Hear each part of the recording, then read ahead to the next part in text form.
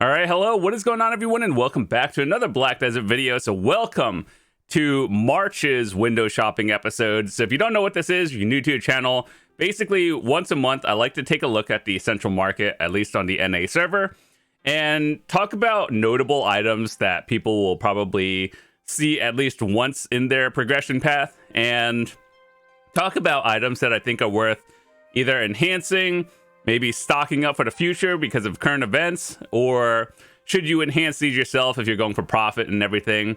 So yeah, we have a few things that changed in the recent, patch or two.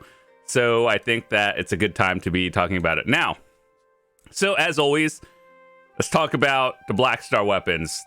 With the recent patch, they basically made Black Stars easier to get, because they reduced the pity number from like 20 to 15, and so it's a little bit cheaper to make it yourself at the worst comes to worst situation. So yeah, let's talk about this. They also made Godders a little bit easier, kind of like at the same time as Black Stars. I still think Godder weapons are a debate, and you should probably skip going this route in general. It's 2025 back in the day, and back when, Pen Black Stars were the meta before Sovereign weapons, this was a means to getting up into a new bracket or two. So people would go for Godder to go, like minimal progression steps instead of Tet to Pen Black Star. Nowadays, if you look at this, you see how there's so many just sitting on the market? Yeah, that's because they're hard to sell, hard to enhance, you use more stacks. So for newer players out there, I would just skip it. And like, I understand purple. Sometimes people like purple more than red. It is what it is. But I would try to get it to at least pen first if you like the purple route, but you're not ready for Sovereign. And even if you like purple, Sovereign is, I guess has the border. It's not the same, but that's what you could do and exchange it back and forth. But either way, for everyone else, Black Stars are the way to go into Sovereign. But let's talk about this. Okay, so when the recent patch hit, let's see what the prices are. It's only been a week, but if we look at this, Black Stars have been on the rise again. I think the price is only up simply because it's technically easier or less expensive to make Pen Black Stars, and people still do need it. Like, not everyone is at the full-on end game yet, but the price of pens, I think, should be adjusting in the week or two because it costs less to make it, so the price will affect the market in a week or two. But overall, if you're in the market to buy one, just put it on minimum price. Guarantee someone will sell it to you at minimum in like 24 hours or something. So that's the way to do it. And then if you're trying to sell it, yes, I understand if you're a seller, you want to get the most, but try to keep it in the blue range. Like, blue and it is the middle, and you're probably good from there. All right, let's take a look at awakening weapons. It doesn't really matter which one I look at. Okay, so these are higher than the other ones. So if you're enhancing for profit, I think it's either offhand or awakening weapons are the most expensive ones to make, and this will probably give you the most profit out of it. So it's 10 mil and 70. Okay, so at pen, it's probably the same. Tet is probably like within $1 billion difference of price. So, that 1 billion is probably going to taxes anyway, but you still profit a little bit more. Okay, so we like to look at Nuvers here because Nuvers are still used for PvP. Let's see what the price is. Nothing has changed in the past few years for Nuvers, but let's just see. It is on the rise. More people are either getting into PvP, or another reason why I think people are buying Nuvers is if you do your Black Shrines, and you know how they added Calamity 8, 9, and 10. You see how there's a requirement for like 350 AP or 330. So with a Nuver, it actually boosts your AP by 10 or 10 plus. So like probably within 10 to like 17 or something if it's full caprist. So people are using Nuvers to push themselves up into the 330 or 350. It's not really a bracket, but just like into the 350 AP zone, so they can actually do Calamity 8 to 10. And from my experience doing it, I think you can actually do it with a Nuver. It's probably a little bit slower, but if you're only going for the weekly clear, it doesn't really matter as long as you can clear it.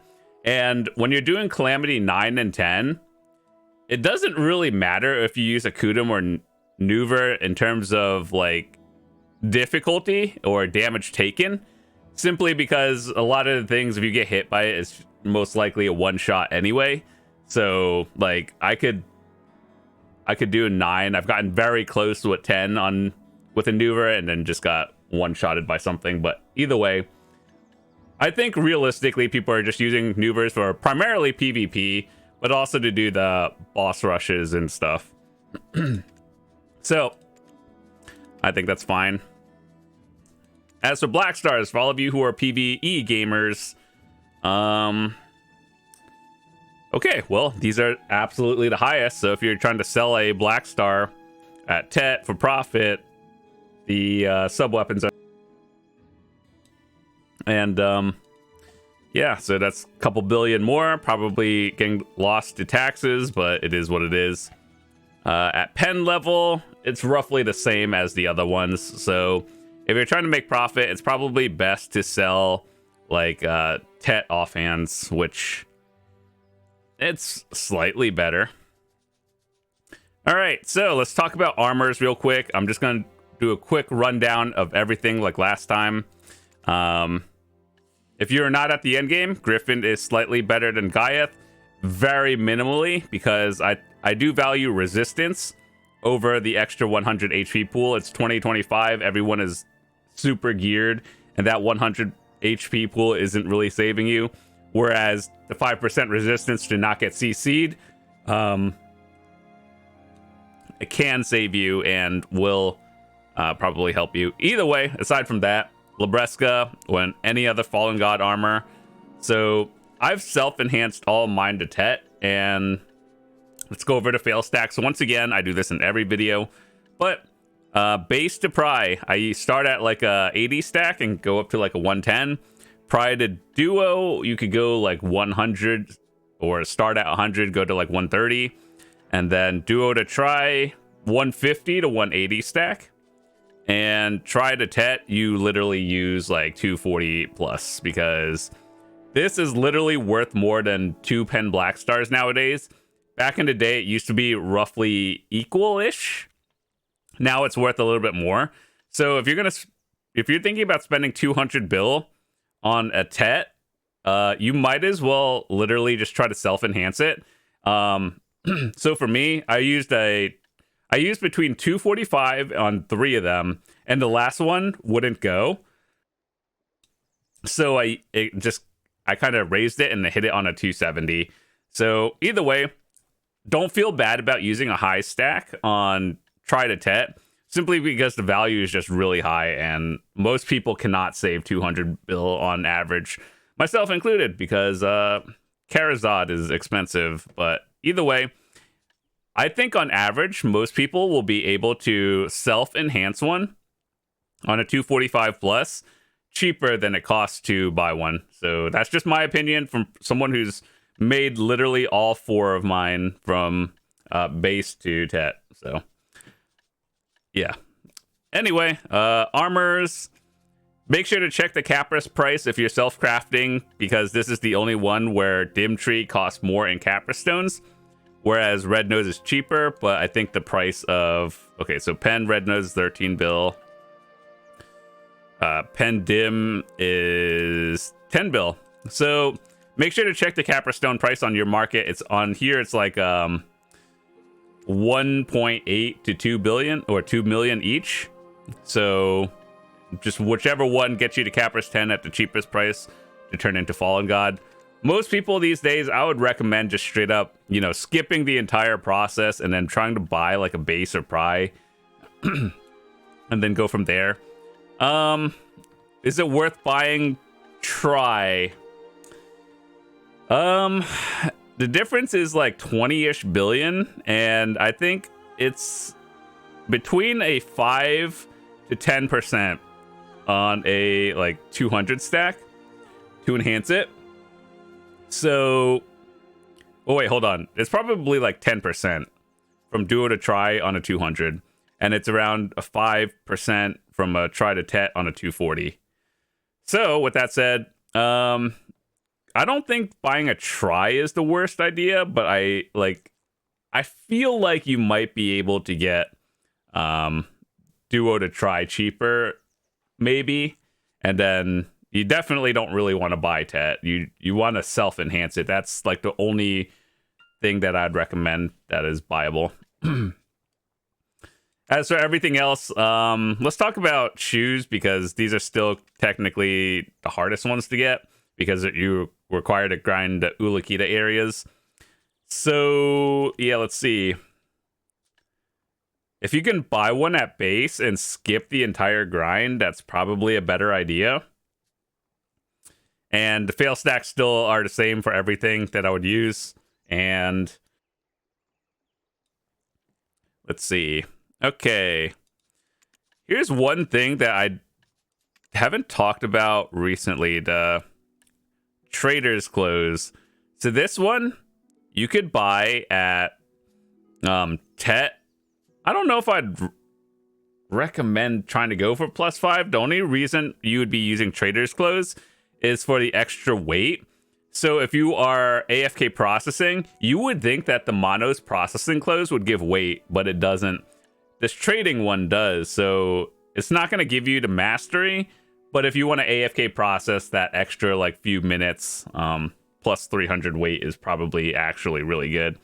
So I think it is a good idea to try to push a +4, or if you can get a +5, but I personally don't think it's worth it. Maybe +4 for the 300, and I think that's good.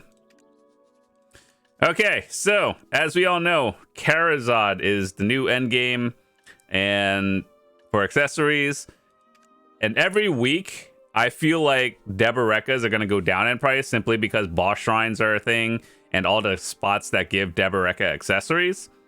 So let's talk about this. Pen Debos, 230 bill. You guys remember when these are hard capped at 300? Yeah, I remember that. Is it worth buying a Pen Debo and exchanging for a Tet Karazad? If you really don't like enhancing, then yes. But I think on average, you can make a Nav Karazad for cheaper than 234 bill on average. So at least that's what I did. I have a video of it. So yeah, I personally, when Karazad came out, I had a Tet Debo, which is 30 bill, which is actually really cheap in these days. I remember paying like actual max price, like 90 something for it, and then it went down. So, and then it gives you, I believe, a pen, right? A pen Karazad, and then I enhanced it from there. So when I didn't make my Karazad from scratch, I started like the belt, one earring, and the necklace were all pen Debos before Karazad came out, and then that's where it is. And then the other 3 were Tets, and then I exchanged them for the pen Karazad, and then self-enhanced from there. So I think you can, it's probably cheaper to buy a Tet and then slam it yourself, or even go from base Karazad and slam it. The only bad side is you need more Cron Stones and actual fail stacks, which is like an extra few steps. But, you know, in terms of saving silver, that's the way to go. So, like, basically, in terms of everything, the order you should go for is necklace, followed by, I guess, probably whichever one else, belt or ring, and then earrings are last. Okay, so let's look at the earrings real quick.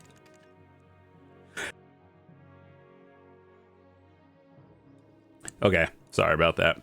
Okay, so I still know that people run disto earrings, what is the difference between Distos and Karazad? So Distos will allow you to run these crystals, right?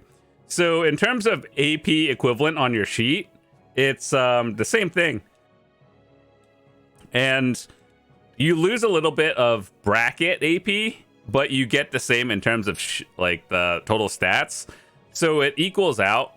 However, if it puts you into a higher bracket, then, you know, using Distos is still better. With that said, with Distos, you are still... wait, where is it? With Distos, you are still losing the 5 DP per accessory. So if you were using double pen Distos, your stats will be minus 10 for here for your DP. And when you grind to higher end spots, I truly do believe that 10 DP is actually like a big thing, especially if you're a PvPer as well. So I think it is a good idea to, you know, drop your AP a little bit, like your sheet AP, and get the Karazad, because the DP is actually really nice, and it's still the same. Like, you're not effectively losing any except the bracket stats, and you get to use the nice Jin AP ones. So DP is actually kind of important if you want to grind some of the higher end spots. Like, if you grind Dark Seekers at night, sometimes it just gets kind of scary. But, you know, aside from that, that's about it. What else is important? Let's talk about life tools.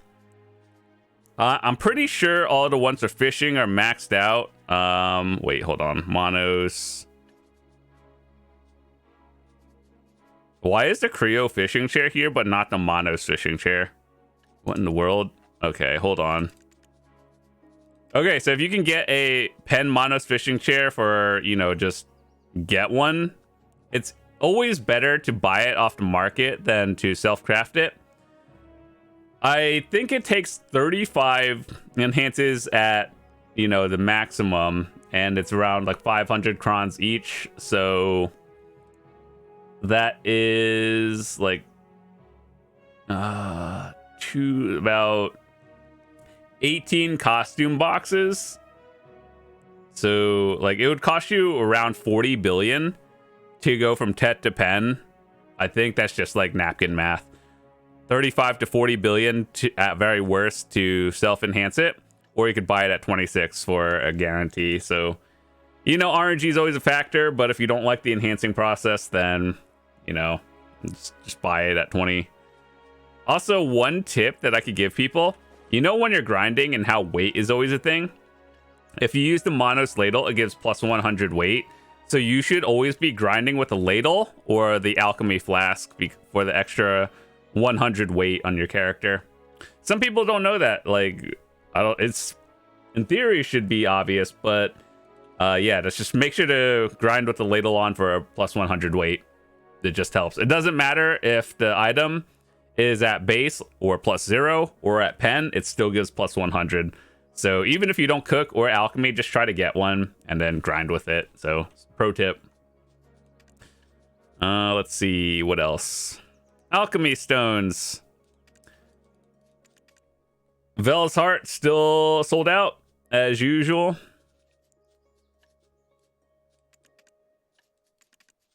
I don't think people actually use these, right? People only use these and then melt it for dust or the powder to recharge the Vels or something. So one thing I want to talk about is life stones. Now I have 3 of them. My goal is to one day get a splendid. Well, actually, my goal is to get all 3 splendids one day.